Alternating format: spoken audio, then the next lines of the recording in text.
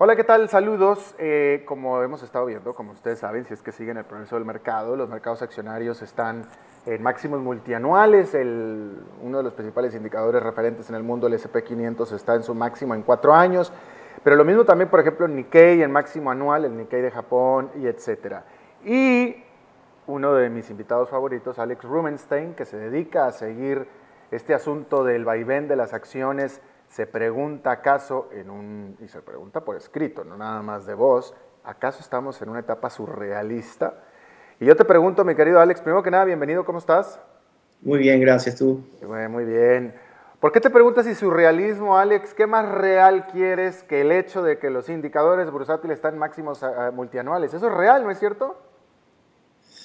Lo que pasa es que lo que hemos venido conversando ya por un tiempo es que los indicadores, en particular los bursátiles, vienen moviéndose en base a todas estas inyecciones de liquidez, ¿no? No vienen moviéndose en base realmente al desarrollo económico de los países, ni vienen, digamos, las situaciones están muy lejos de estar resueltas y sin embargo estamos batiendo récords de varios años, ¿no?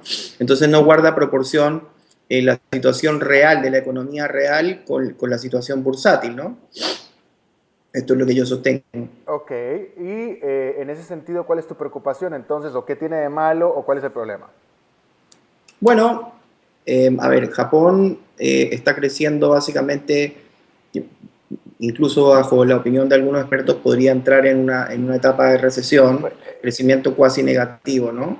Estados Unidos está creciendo su par, incluso emitido por el presidente de la Reserva Federal y autoridades, está creciendo muy subpar a lo que se esperaría, e incluso se espera una inyección producto de esto, la tercera o la cuarta, dependiendo de cómo se mida. Europa, a pesar de que acaban de anunciar un plan de compra indefinida de bonos eterna por parte del Banco Central Europeo, no está en recesión. Si tú sumas las economías de Japón, Estados Unidos y Europa, tienes prácticamente tres cuartos del PIB mundial y sin embargo digamos, creciendo a tasas incluso recesivas o cercanas o muy bajas, y sin embargo tiene las bolsas batiendo récords, ¿no? Entonces, la situación económica no guarda proporción con la reacción de las bolsas.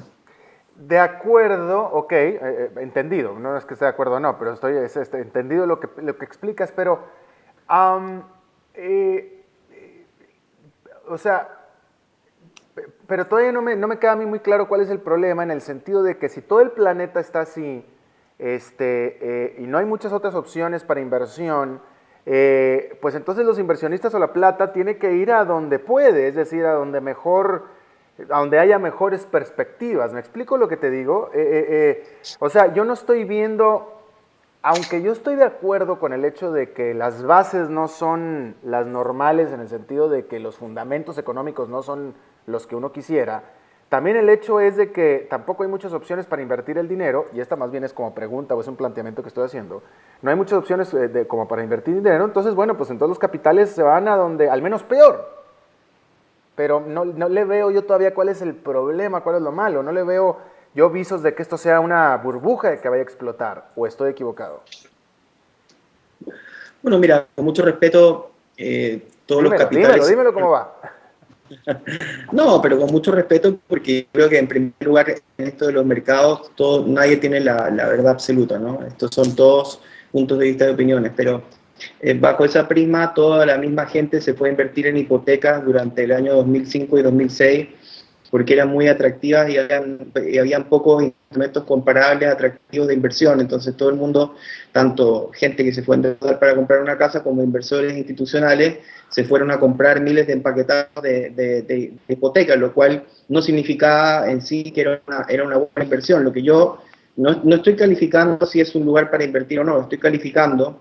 En general yo pienso, en el largo plazo y en el mediano plazo, la bolsa accionaria debería reflejar eh, el estado económico o el estado económico, por lo menos a nivel global y a nivel local como Estados Unidos, debieran reflejar el ciclo económico, ¿no? No pueden estar tan decorrelacionados, ¿no? Y obviamente hoy están extremadamente decorrelacionados, incluso deben estar probablemente muy decorrelacionados a niveles históricos, y que se compara crecimiento del producto, desempleo, un sinfín de números económicos versus la subida del S&P, lo único explicable de la subida del S&P es lo que tú dices, que hay mucho dinero y lo están poniendo en este tipo de activos. Ahora, ojo, porque también uno piensa y dice, bueno, el S&P está batiendo récord. Sin embargo, si tú miras indicadores como, por ejemplo, las entradas de compras a fondos mutuos accionarios, el volumen transado en las bolsas, etcétera, los volúmenes transados están a niveles bajísimos históricos. Entonces, ¿qué quiere decir esto? Eso no es bueno. ¿Eso qué quiere decir en relación a tu pregunta también?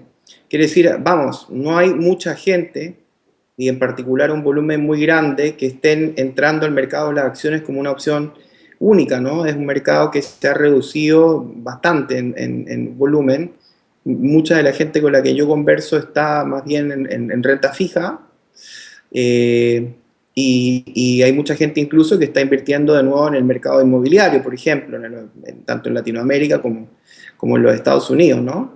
Entonces, el porqué de la bolsa esté donde esté realmente no parece que los fundamentos están ahí. Bueno, no, ahora, esa parte es la que me ha faltado a mí preguntar y conocer, en el sentido de que si el mercado se está moviendo con volúmenes muy bajos, eso no es bueno, porque no representa lo que es la realidad del mercado, porque para que realmente sea una tendencia clara y sólida, tiene que haber fuertes volúmenes de operación. Correcto, y de hecho estamos a niveles bajísimos históricos por comparación, o sea, llama la atención, excepto algunas acciones específicas, por ejemplo Apple, ¿no? A mí no me gusta hablar de nombres individuales, pero excepto algunas acciones específicas, el mercado en general, el volumen transado está en los mínimos históricos. No, no. Entonces no me parece que haya una participación. Y obviamente que viene empujado por lo que tú y yo venimos discutiendo hace mucho tiempo, que es el tema de la liquidez.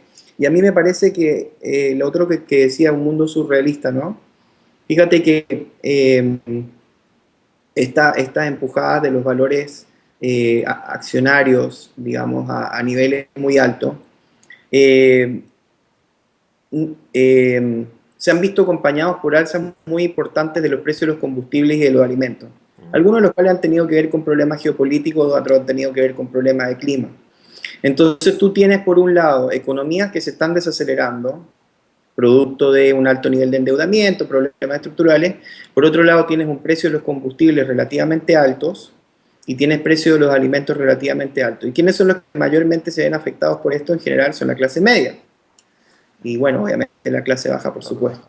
Y la clase media es el principal motor, o era el principal motor de las economías tanto de Japón como Europa como Estados Unidos. Entonces tiene factores estructurales incluso por detrás que están socavando, sería la traducción quizás, que están socavando todo este sistema y esta sensación de bonanza. Y me parece que realmente los mercados bursátiles están bastante desconectados de la situación, digamos, de la realidad media, ¿no? Bueno, y de acuerdo a lo que tú conoces, a la historia y a las características de lo que estamos viendo, este surrealismo, ¿cuál es el principal riesgo? ¿Un extendido periodo de estancamiento en los precios accionarios o un desplome pronunciado?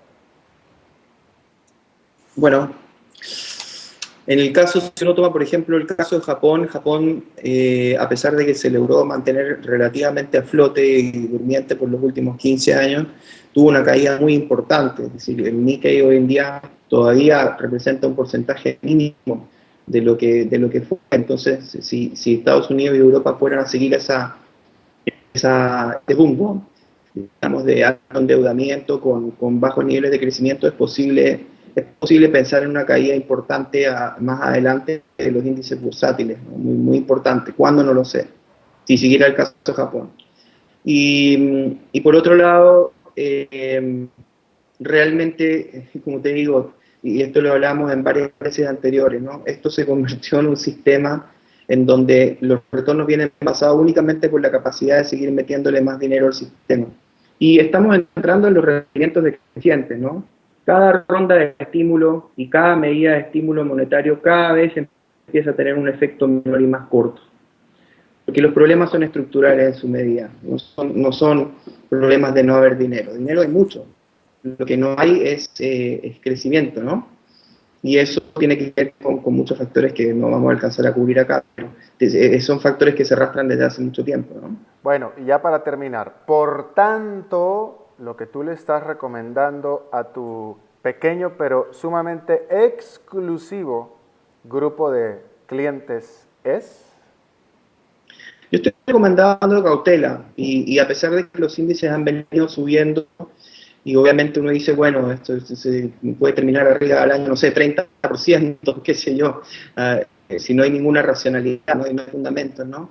Pero yo pienso que al final del día, si tú lo miras en un mediano plazo, ni siquiera en un largo plazo, mi experiencia en estos años ha sido que los fundamentos siempre terminan primando, ¿no? Y los fundamentos son de que la economía está funcionando lenta, es cierto que se han ido poniendo algunos tipos de soluciones parciales de corto plazo para ciertos problemas, pero es cierto también que hay problemas estructurales muy grandes que van a tardar mucho tiempo a solucionar. Entonces yo lo que le recomiendo en general a cualquier persona es que me parece que hay que estar en una postura bastante conservadora. Renta fija y cositas así. Un portafolio, en el menor de los casos, muy diversificado, bastante renta fija de alta calidad. Yo sé que la renta fija no está rindiendo mucho y que hay posibles, incluso peligros de tasas más altas más adelante.